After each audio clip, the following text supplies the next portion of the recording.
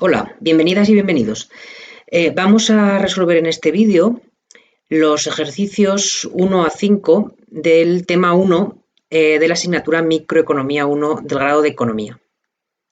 En el primer ejercicio tenemos el enunciado que nos dice que se quiere explicar la cantidad demandada de un bien A en función de su precio, la renta y el precio de otro bien O. Y tenemos para ello su función de demanda agregada, que es Q sub A, cantidad total demandada del bien A, es igual a 2 veces la renta menos 3 veces el precio del propio bien más 8 veces el precio del otro bien. Según esto podemos afirmar que, y tenemos que decir si cada una de las afirmaciones siguientes son verdaderas o falsas. El apartado A nos dice, la cantidad demandada Q sub A es una variable exógena y las variables P sub A, Y y P sub O son variables endógenas. Como ya está visto en teoría, esta afirmación, este enunciado es claramente falso. ¿Por qué? Pues porque en este caso la variable que queremos explicar y por tanto que es desconocida para nosotros y es la variable endógena, es la variable Q sub A, cantidad demandada del bien A. Mientras que las otras variables son las que vamos a utilizar para explicar y por lo tanto son conocidas, son las variables exógenas o explicativas. Por lo tanto, el siguiente apartado B coincide exactamente con ese enunciado que acabo de hacer, que la variable Q sub A es una variable endógena y que las variables precio del propio bien, renta y precio del otro bien son variables exógenas o explicativas. Este enunciado sí que es verdadero. El apartado C nos dice, el bien A es un bien inferior. Cuando decimos que un bien es inferior, nos estamos refiriendo a cómo es su relación, la relación de la cantidad demandada de ese bien respecto a variaciones en la renta. Fijaros que si la renta de los individuos cambia, por ejemplo, aumenta, entonces fijaros que en la función de demanda el coeficiente es 2, positivo, quiere decir que la cantidad demandada de dicho bien también aumenta, van en el mismo sentido. Esto quiere decir que el bien A es un bien normal.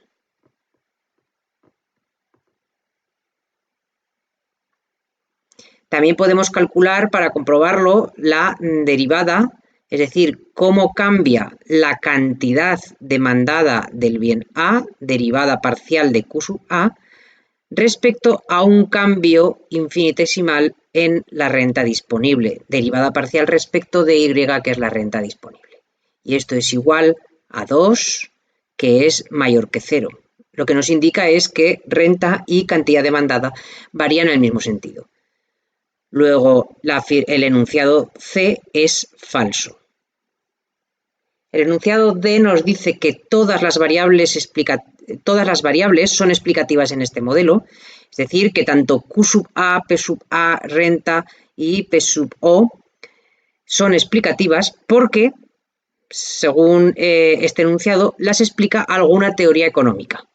Bueno, pues esto es falso, porque cuando hablamos de variables explicativas no se refieren a que vienen explicadas por alguna teoría, sino a que esas variables nos permiten explicar nuestra variable endógena. El apartado E nos dice, si el bien O tiene una demanda normal, el bien A es un bien complementario del bien O. Vamos a comprobarlo. Primera parte del enunciado nos dice, si el bien O tiene una demanda normal. ¿Qué quiere decir que una demanda es normal? Pues que al aumentar el precio del bien O, la cantidad demandada de dicho bien disminuirá. Eso es una demanda normal. Por su parte, lo que nos dice la función de demanda del bien A es que al aumentar el precio del otro bien, P sub O, ¿qué es lo que va a ocurrir con la cantidad demandada del bien A?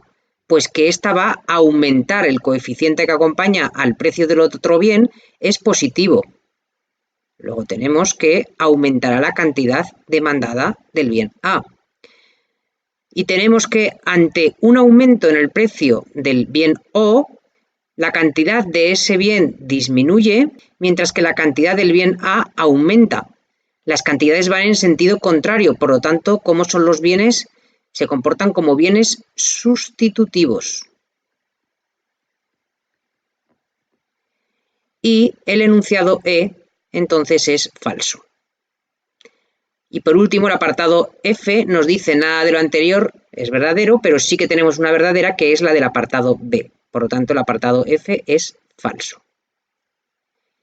El ejercicio 2 nos dice, en un mercado competitivo, tenemos que decir lo mismo, si cada uno de los enunciados siguientes son verdaderos o falsos.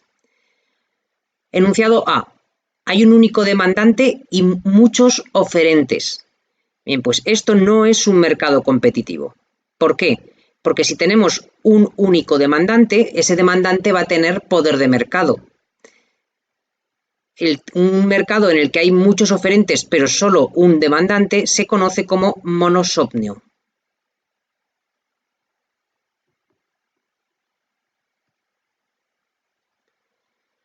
El apartado B nos dice, el precio de venta de los productos viene fijado por el gobierno. Esto también es falso. Un mercado de competencia perfecta, un mercado perfectamente competitivo, es aquel en el que no es necesario la intervención del gobierno porque las fuerzas de la oferta y la demanda llevan a un precio de equilibrio y cantidad de equilibrio. El apartado C nos dice, los consumidores tienen poder de mercado. También falso. En un mercado perfectamente competitivo, ningún agente, ni consumidores, ni productores, pueden tener poder de mercado. Y el apartado D nos dice, los consumidores y los productores son precio aceptantes.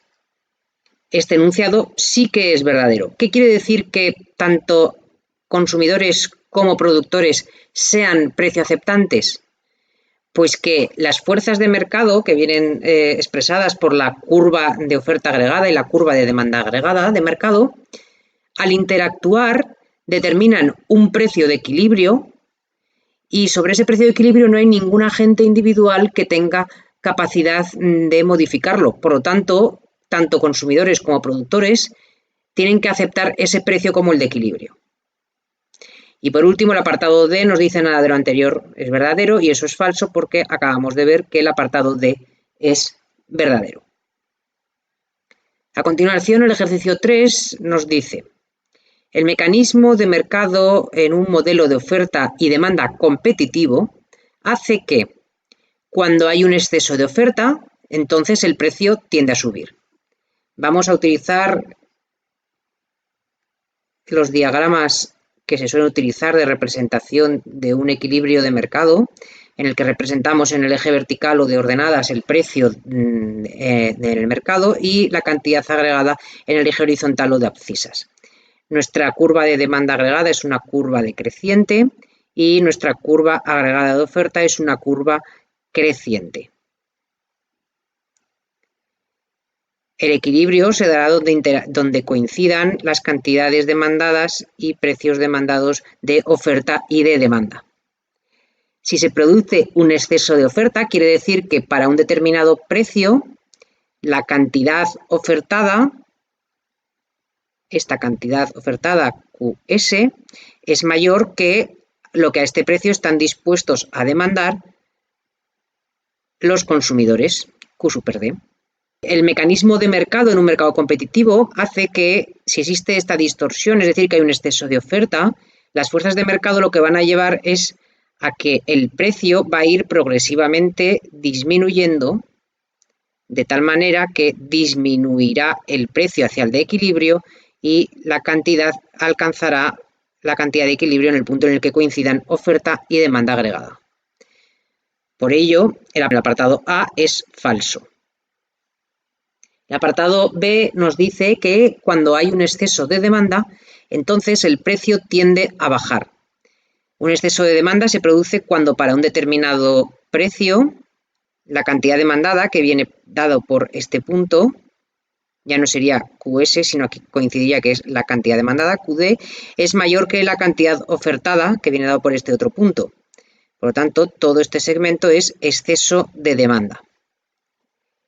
Las fuerzas de mercado, en el mecanismo de mercado, lo que hacen es que tienden a que el precio vaya subiendo hasta alcanzar el precio de equilibrio. y la cantidad de equilibrio. Por lo tanto, el apartado B también es falso. El apartado C nos dice, cuando existe equilibrio, entonces es posible que los precios tengan tendencia al alza o a la baja.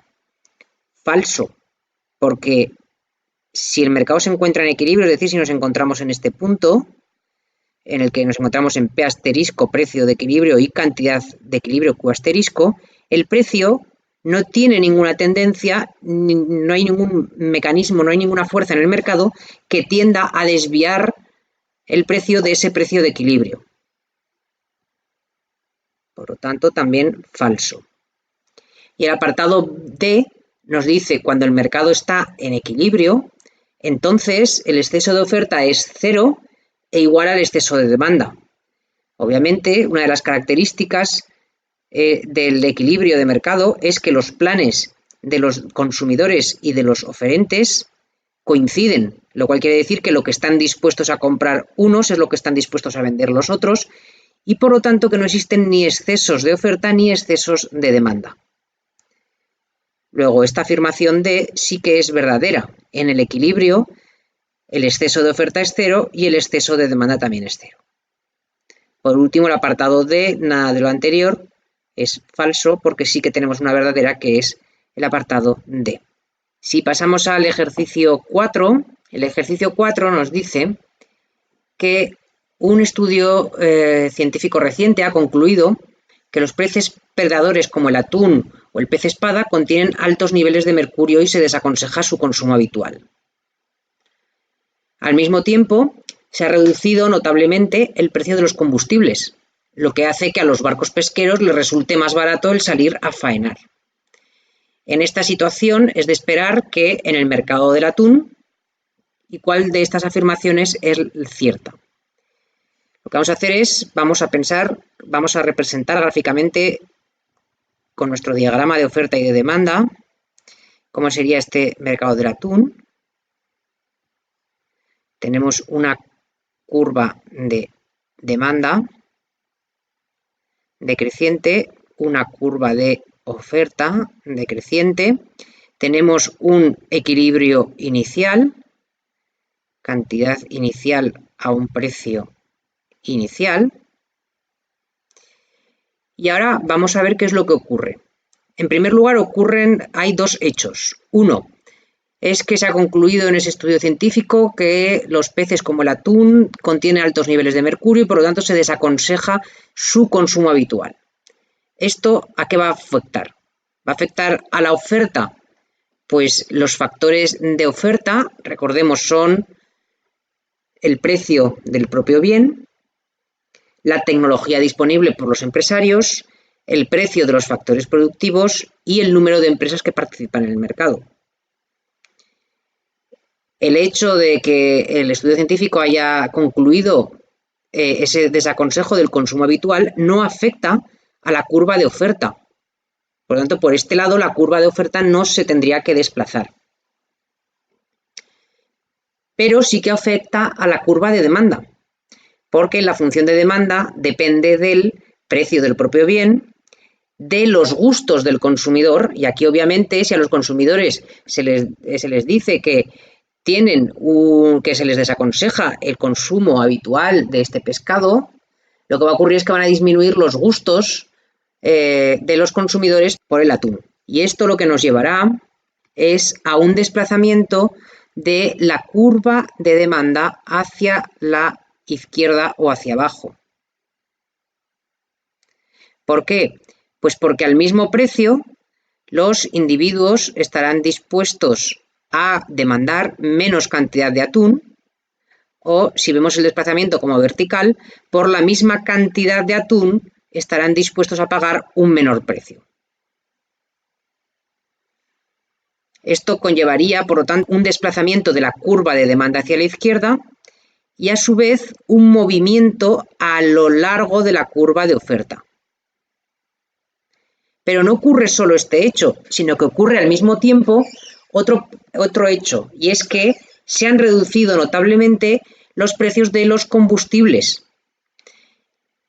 La reducción de los precios de los combustibles no afecta a la curva de demanda, pero sí que afecta a la curva de oferta, porque los precios de los combustibles son un factor productivo.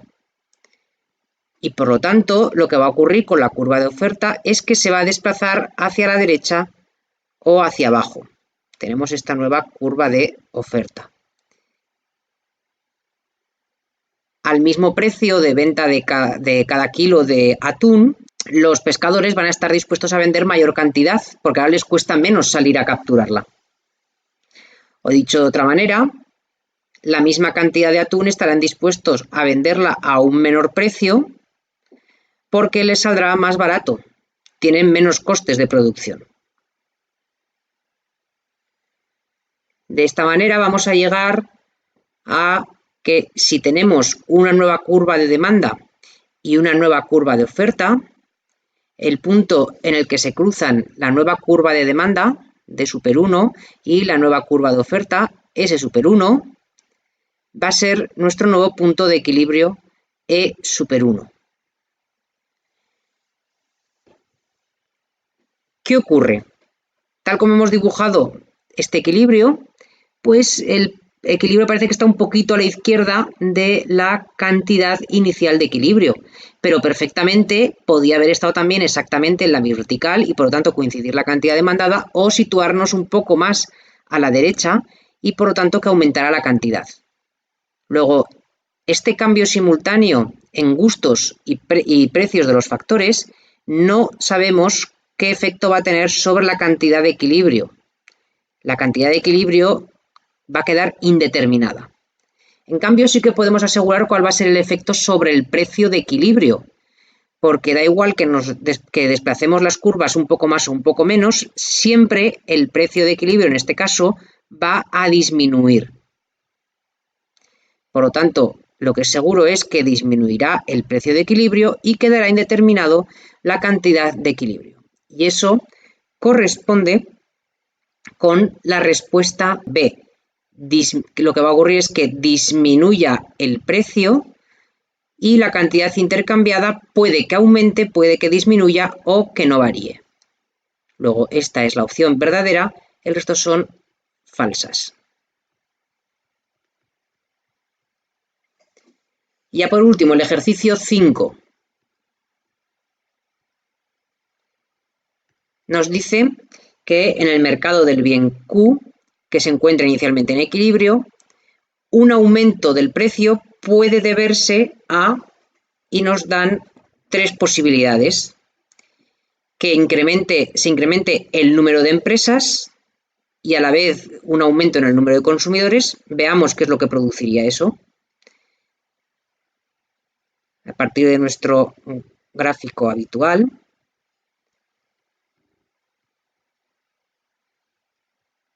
son oferta y demanda iniciales.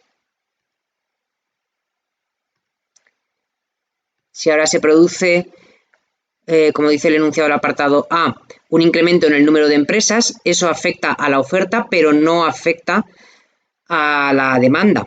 ¿Y cómo afecta a la oferta? Pues lo que produce es un desplazamiento ¿hacia dónde? Hacia la derecha, porque aumenta el número de empresas, está aumentando la oferta. Y un aumento en el número de consumidores, pues eso no va a afectar a la curva de oferta, pero sí que afecta a la curva de demanda. También produce un desplazamiento hacia la derecha de la curva de demanda. Luego, el nuevo punto de equilibrio, sabemos seguro que va a estar a la derecha, es decir, va a aumentar la cantidad de equilibrio, pero lo que no sabemos seguro es si este equilibrio va a quedar, como en este gráfico, por encima del precio de equilibrio inicial o va a quedar por debajo o igual. Por lo tanto, el apartado A es falso. El apartado B nos dice un aumento de la renta a los consumidores y una reducción del precio de los inputs podía llevar este aumento del precio del producto. Vamos a partir de nuevo de nuestro gráfico de oferta y demanda. Tenemos nuestra curva de demanda inicial, curva de oferta inicial, cantidad de equilibrio inicial, precio de equilibrio inicial. Y ahora nos dice un aumento en la renta a los consumidores. ¿Cómo afecta? A la curva de oferta no la afecta, sí a la curva de demanda. ¿Y cómo afecta a la curva de demanda? Pues depende de si el bien es un bien normal, un bien neutro o un bien inferior. Si es un bien normal, entonces al aumentar la renta de los consumidores, aumentará la cantidad demandada, luego nuestra curva de demanda se desplazará hacia la derecha. Y en cuanto a la reducción del precio de los inputs, como hemos dicho ya en el ejercicio anterior, al reducirse el precio de los inputs, lo que ocurre es que aumenta la cantidad demandada, luego un desplazamiento hacia la derecha de nuestra curva de oferta que nos lleva a un nuevo punto de equilibrio, pero fijaros que este punto de equilibrio, el precio de equilibrio, lo que sabemos seguro es que la cantidad va a aumentar de equilibrio, pero el precio nos puede quedar por encima del precio inicial, por debajo o coincidir.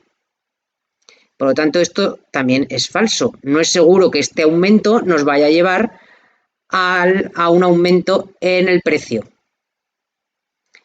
Y por último, el apartado C nos dice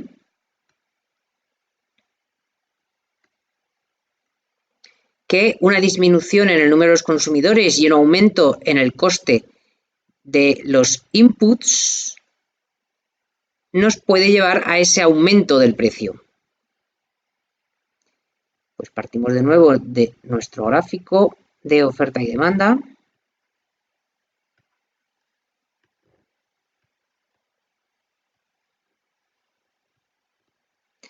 Tenemos nuestro equilibrio inicial,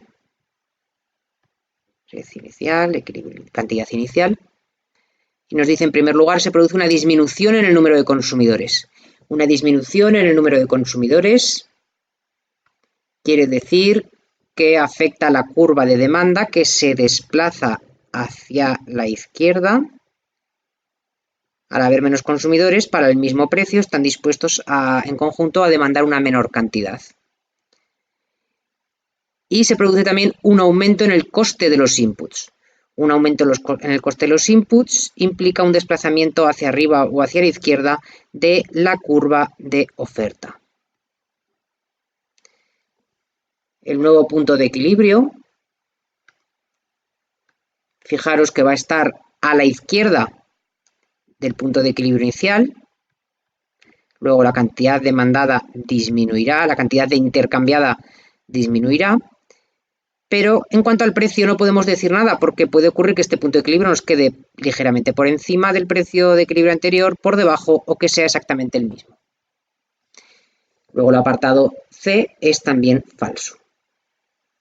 Este ejercicio tiene dos apartados más que nos dicen las respuestas A, B y C son ciertas, luego ya hemos visto que no, por lo tanto esto es falso.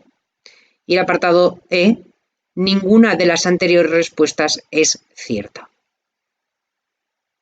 que es, en este caso, la respuesta verdadera.